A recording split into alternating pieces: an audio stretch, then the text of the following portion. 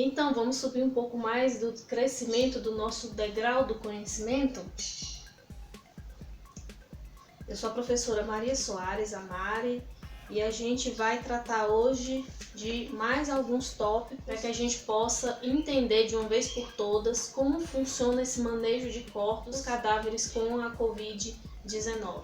Então aqui o que a gente vai ver hoje? Recomendações gerais para essa necrópsia, equipamentos de proteção individual utilizados nessa necrópsia, recomendação para a coleta de tecidos e materiais biológicos desse cadáver, descarte e limpeza dos materiais utilizados, confirmação de casos, como que a gente vai fazer diante dessas confirmações, quais são as medidas que a gente vai tomar, emissão da declaração de óbito, como que vai acontecer, de que forma que a gente vai lidar com esse familiar, de que forma que vai acontecer a emissão, o que vai ser colocado nessa declaração de óbito, e também como que a gente vai orientar esses familiares para que aconteça a questão do velório e orientações diversas para que essas pessoas saibam exatamente como agir diante daquele cadáver com a Covid-19. E isso,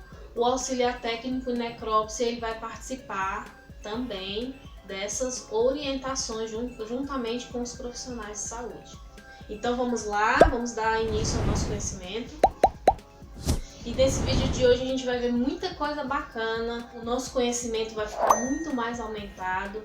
E por essa razão peço que desde já você dê o joinha no vídeo. E à medida que as dúvidas forem surgindo, peço para que você deixe o comentário logo abaixo aqui no vídeo, para que eu possa dar continuidade à nossa formação. No caso das confirmações de casos com a Covid-19 e realmente precisar fazer essa necrópsia, essa necrópsia ela vai ter que ser toda fechada, toda diferenciada lá no serviço de verificação de óbito. Então, como que vai ocorrer? O sistema de ar desse ambiente ar-condicionado, ele vai ter que ser todo fechado. Então, o serviço de verificação de óbito, ele tem um sistema de ar diferenciado quando acontecem essas mortes de grau biológico 3. Lembrem lá que a gente já viu o grau biológico. Quem não viu ainda, vou deixar no link aqui abaixo a aula de número 2, para que você possa revisar sobre os riscos biológicos. Então, como que vai acontecer? Esse sistema de ar condicionado, ele tem que passar por um tratamento. Então, caso essa necrópsia ela precise ser realizada, a gente vai ter que observar alguns pontos específicos necessários para que ela consiga ocorrer. O primeiro passo é que esse sistema de ar que vai circular nessa sala, ela precisa de um tratamento especial. O que significa isso? Esse ar que vai circular lá dentro, ele precisa estar comprimido, é um sistema de ar diferenciado para esses momentos em que acontecem contaminações do grau biológico do risco 3 ou 4. Porque como a gente já viu, de maneira geral, essas necrópsias elas não vão ser realizadas. Mas tem alguns casos em que ela deverá acontecer. São casos mínimos, casos raros, mas acontece. E se acontecer de precisar realizar a necrópsia, a gente vai ter que seguir à risca todas essas premissas aqui para que isso possa acontecer. Então, o que significa esse ar ser diferenciado? Ele vai ser um ar comprimido que vai circular ali naquela sala, em que no decorrer de 1 hora, ele vai circular no máximo 6 vezes. Então, é um sistema de ar bem específico justamente para que a gente possa realizar esses procedimentos. Pode acontecer uma taxa alta de infecção caso não tome as medidas necessárias. Um outro ponto interessante é que a porta desse local, a porta do SVO vai se manter fechada por um longo tempo. Que tempo é esse? O tempo necessário para que essa necrópsia seja realizada. E aí ela pode demorar 1 hora, ela pode demorar 2 horas. É claro que quanto mais infeccionado o cadáver esteja, essa necrópsia ela precisa demorar o menos possível. Então já vai ser uma necrópsia mais rápida, ela vai demorar ali no máximo mesmo, 1 hora e meia, tá? Dependendo do local dos profissionais. Geralmente eles colocam os profissionais mais capacitados, mais habilitados, com mais experiência para que possa ser feito tudo isso. A quantidade de pessoas dentro dessa necrópsia ela é extremamente reduzida. Geralmente numa necrópsia comum a gente vê a participação de toda a equipe, a gente vê a participação de estagiários, de aprendizes.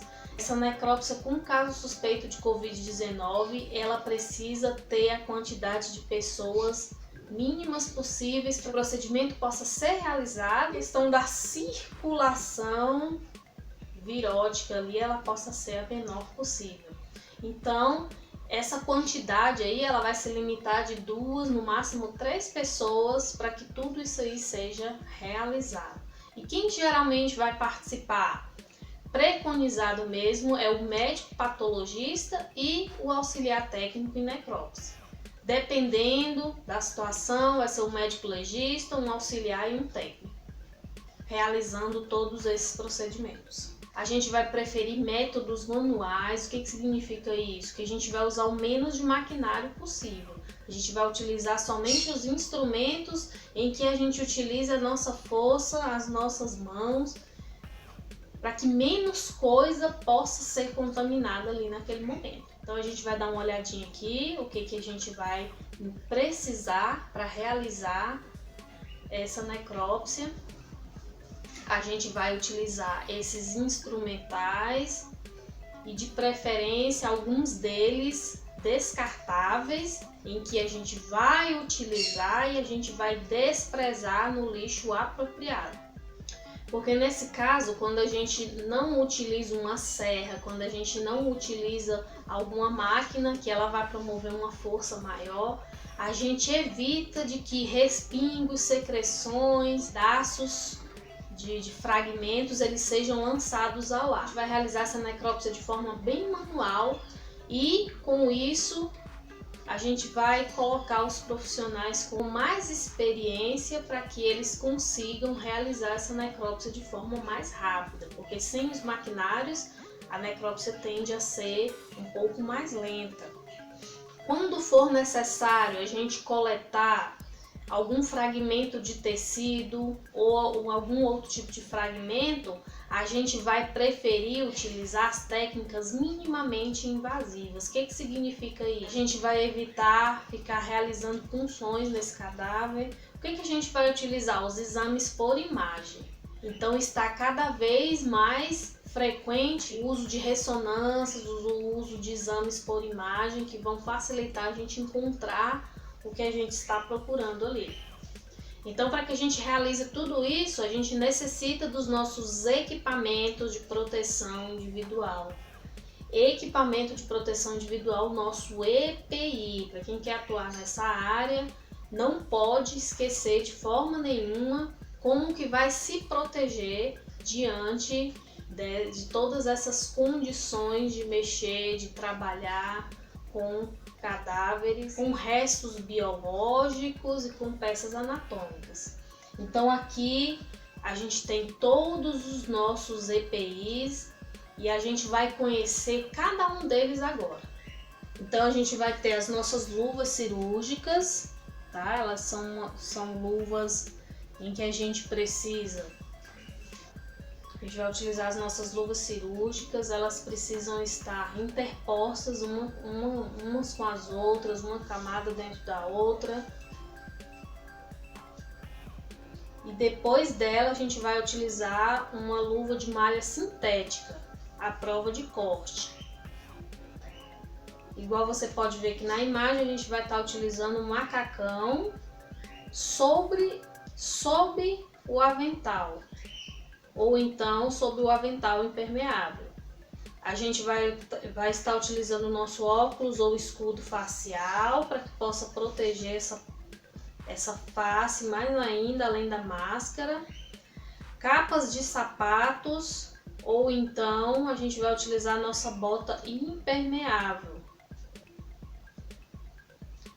a máscara N95 ou superior a ela, que são os protetores faciais. Dependendo, a gente vai estar utilizando outros modelos com uma proteção muito maior do que 95%. Mas de forma geral, a gente vai estar utilizando a N95 mesmo. E para outros profissionais que vão estar ajudando nessa necrópsia, ou que vão estar próximos, eles também vão estar equipados de luvas, de preferência também com a camada dupla. E se acontecer algum risco de corte ou perfuração nesse trabalhador, ele vai precisar usar aquela luva resistente também, tá? De nitrila. Então esses são os nossos principais equipamentos de proteção individual que a gente não pode esquecer, que a gente precisa utilizar para a realização dessa necrópsia. Sem eles, essa necrópsia não acontece, por ser uma necrópsia altamente contaminante e altamente perigosa para quem está realizando. Então agora a gente vai ver de que forma que a gente vai se comportar quando a gente for realizar essas coletas dos materiais biológicos. São a coleta de tecidos ou amostras desse cadáver. Então aqui o primeiro passo é a gente utilizar as cabines de segurança. Isso daí é para o pessoal que vai estar lá dentro do laboratório. Então é necessário usar essa cabine porque ela vai ter um vidro, e esse vidro ele é uma proteção muito maior contra possíveis contaminantes desse auxiliar de laboratório, auxiliar de necrópsia. Para esse trabalhador que está atuando, ele vai ter que estar na sala adequada para realizar tudo isso, ou seja, lá no ambiente do laboratório. Ele vai precisar usar também todos os EPIs que o mesmo profissional da necrópsia realizou ali o procedimento. Então os EPIs eles vão ser os mesmos, porque o risco é eminente ali, o risco é muito maior também.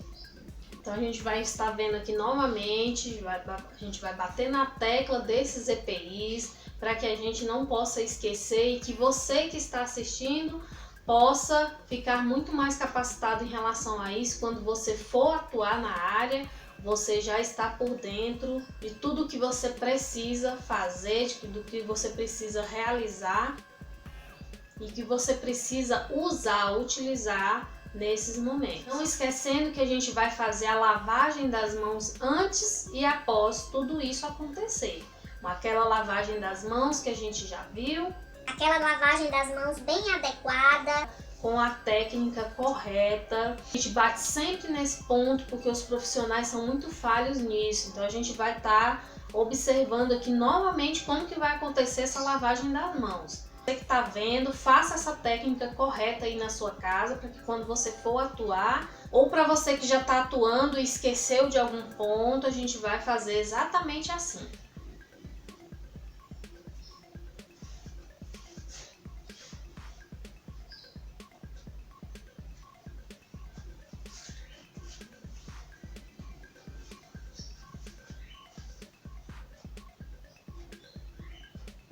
E agora a gente vai estar observando como que vai ocorrer após concluir essa necrópsia. O descarte desse material, como que ele vai ser feito. Então o primeiro passo, a gente vai remover todos esses EPIs no momento que concluiu essa necrópsia. A gente vai colocar em lixo apropriado e esse lixo ele vai ser incinerado. De acordo com a RDC número 222 de 2018. Quem tiver interesse, é só colocar aqui nos comentários que eu envio, tá? Eu faço esse envio por e-mail. Então, pelo grupo que foi criado aqui, o grupo do Telegram, para que eu possa estar disponibilizando esses materiais aí para quem tiver interesse em dar prosseguimento à sua formação. Os resíduos pérfuro-cortantes, eles vão ser colocados no descarpaque. O descarpaque é essa caixinha em que ela é de um papelão um pouco mais grosso, que a gente vai colocar esses pérfuro-cortantes para que depois de utilizados ele não ultrapasse a barreira dos sacos utilizados para o recolhimento do lixo. Após a remoção de todo esses EPIs contaminados, a gente vai proceder com a lavagem dessas mãos. Esse EPI que ele foi descartado, ele vai ser encaminhado para incineração. Tranquilo? Isso é feito por profissional capacitado da higiene ali do local, pessoal da limpeza, em que eles já são treinados para fazer a manipulação desse tipo de lixo infectado, contaminado. As câmeras, telefones, computadores, canetas, tudo que for utilizado também para o auxílio para que essa necrópsia possa acontecer, vão ser tratados como materiais contaminados. Então, com isso, eles vão precisar sofrer uma desinfecção rigorosa ali pelo pessoal, serviço de central de material esterilizado.